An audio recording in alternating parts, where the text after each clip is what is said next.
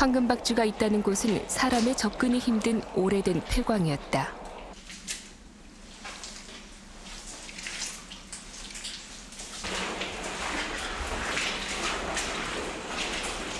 폐광은 깊은 어둠과 침묵이 지배하고 있다. 박쥐의 동면을 깨울까 조심스럽다. 제작진은 적은 빛으로도 촬영이 가능한 특수 카메라를 사용해 접근을 시도한다.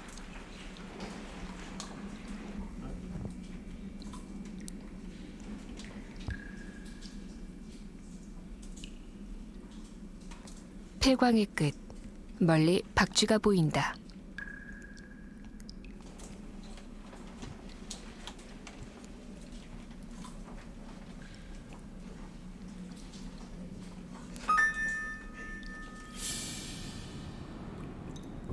붉은색에 가까운 황금빛 털색. 그래서 황금박쥐라는 애칭으로 더 많이 불리우는 붉은 박쥐다. 일반적으로 박쥐는 흑색이나 암갈색을 띠는데 유일하게 황금빛을 띠는 이 화려한 박쥐의 존재는 세계학계를 놀라게 했다.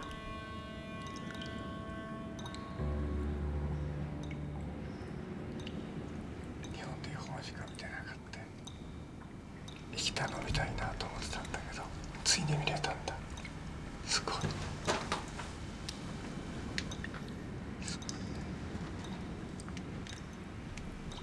마에다 교수는 일본에서 황금박쥐의 존재를 확인하기 위해 수차례 대마도를 방문했지만 실패했다.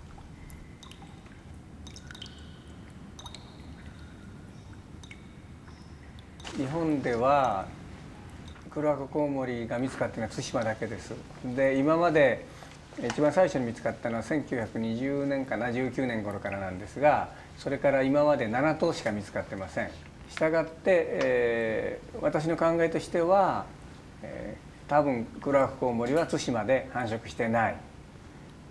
じゃあどこから来るのっていうと、韓半島から来るんじゃないかっていうふうに思ってます。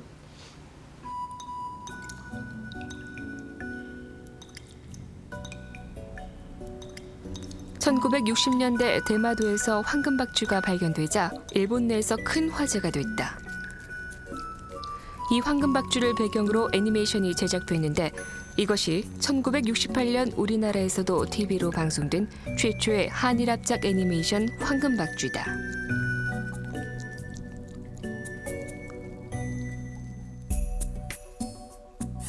황금박쥐는 아프가니스탄에서 우리나라까지 주로 따뜻한 지역에 분포하는데 대개 한두 마리 발견된 정도다. 그 가운데 황금박쥐가 대규모로 서식하는 곳은 우리나라와 대만뿐이다.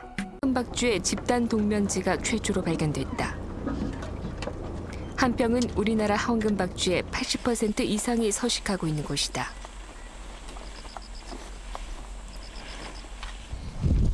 5월 초순, 황금박쥐의 동면체로 알려진 한평의 한 동굴을 찾았다. 황금박쥐는 온도와 습도가 높은 곳을 찾아 한두 마리씩 떨어져서 동면 중이다.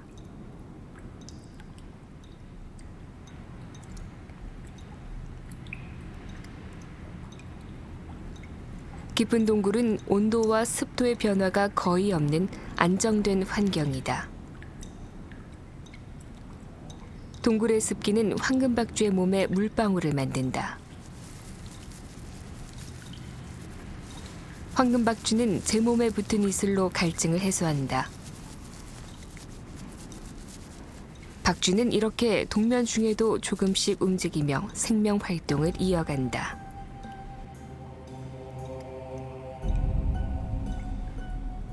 지금까지 학계에 보고된 바에 따르면 국내 황금박쥐 암컷과 수컷의 성비는 1대 10에서 1대 40으로 암컷이 절대 부족한 것으로 알려져 있다.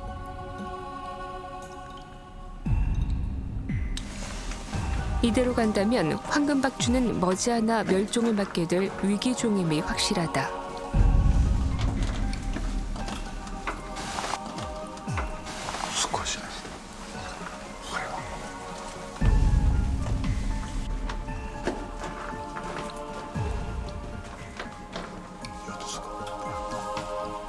지금까지 국내 보고된 황금박쥐는 모두 166마리. 황금박쥐 암수 성비가 1대 40이라면 우리나라의 암컷은 4마리뿐이라는 계산이 된다. 정확한 성비를 아는 것만이 이들의 멸종 여부를 예측할 수 있는 열쇠다. 그러나 전체적인 성비 조사는 동면이 끝날 무렵으로 미루기로 한다.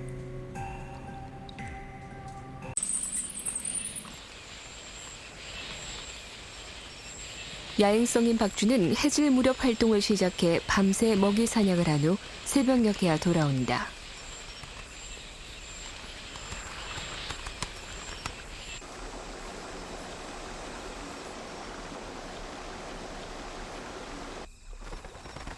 야간 먹이 사냥에 나선 박쥐가 찾은 곳은 송어 양식장.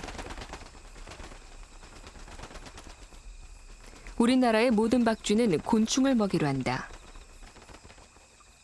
송어 양식장에는 나방과 하루살이 같은 박쥐가 좋아하는 사냥감이 많다.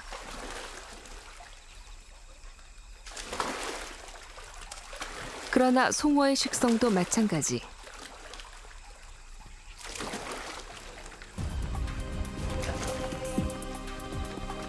먹이를 차지하기 위한 박쥐와 송어의 한판 승부가 펼쳐진다. 야행성 벌레들은 대개 해충으로 박쥐는 해충 박멸의 숨은 일꾼이다.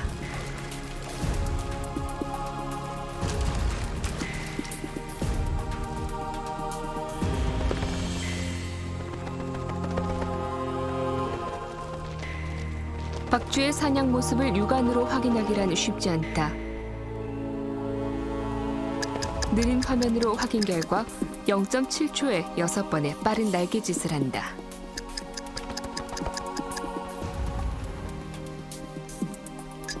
그러나 3배 더 느린 화면에서도 박쥐의 날개짓은 정확히 보기 힘들다.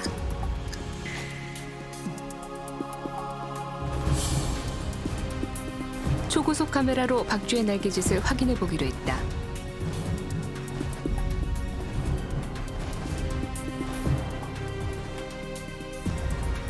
박쥐는 먹이를 양쪽 날개로 감싸 안으며 재빨리 낚아챈다.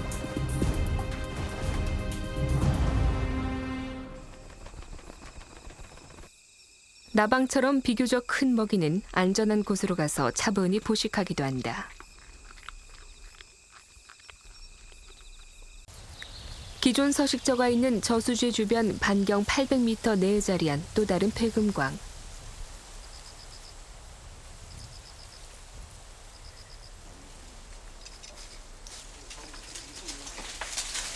(10여 년) 이상 관리되지 않은 폐광은 사람이 접근하기 위험하다.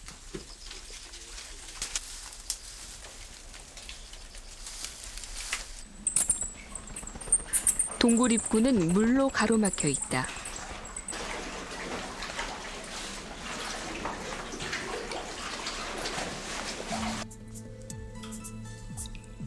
동굴 깊은 곳에 이르자 동면 중인 황금박쥐가 보인다. 한두 마리가 아니라 일찍이 발견된 적이 없는 한때의 무리다.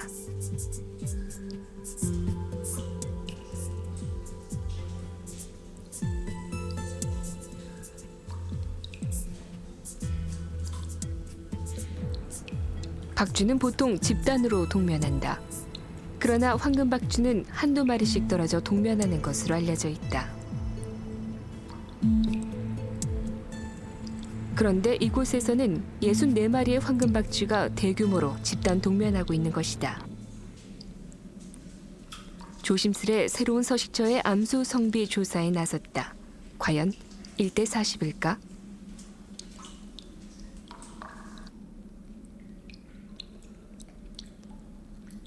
조사 결과 암수 성비는 평균 1대 2, 비교적 안정된 성비로 나타났다. 그동안의 학설과는 다른 전혀 새로운 결과다.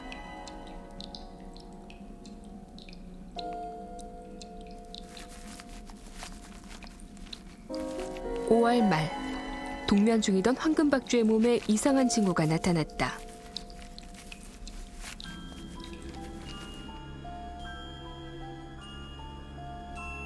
생애 절반 이상을 잠으로 보내는 황금박쥐의 동면시 심장 박동수는 1분에 약 50회. 그러나 깨어나면서 박동수는 450회까지 증가한다.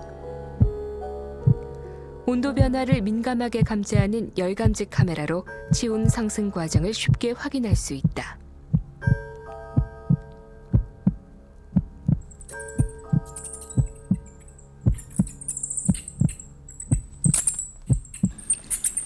마침내 생명이 되살아난다.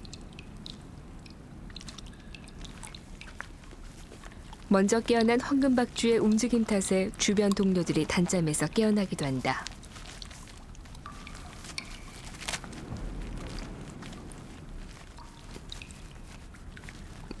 생기를 되찾은 황금박쥐는 날개를 문지르면서 따뜻한 침을 바른다.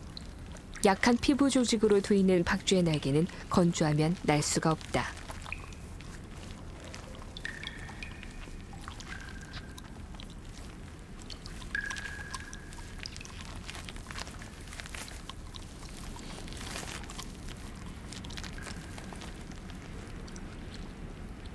드디어 황금박쥐가 날아오른다.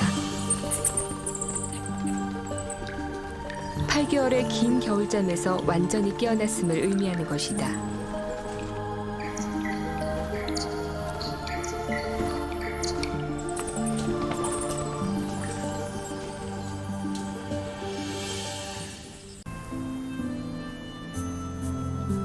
눈송이 떨어지는 소리만 정적을 일깨우는 겨울산.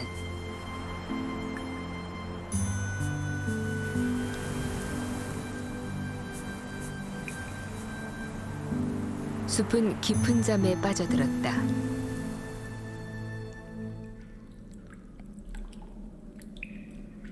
여름 내 활발히 먹이 사냥을 했던 관박쥐도 서로의 몸을 맞댄 채 잠을 청하고 있다.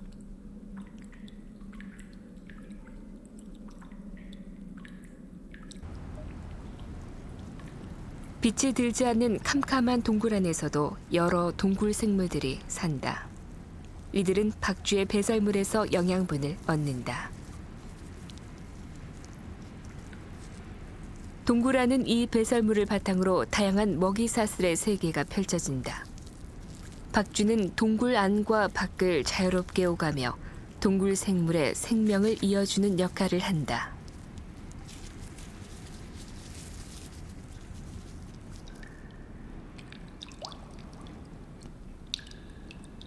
폐광은 아직까지 안전한 보금자리다. 황금박쥐는 먹이와 혹독한 추위에 견딜 수 있는 에너지를 체내에 저장한 채 깊은 겨울잠의 세계로 접어든다.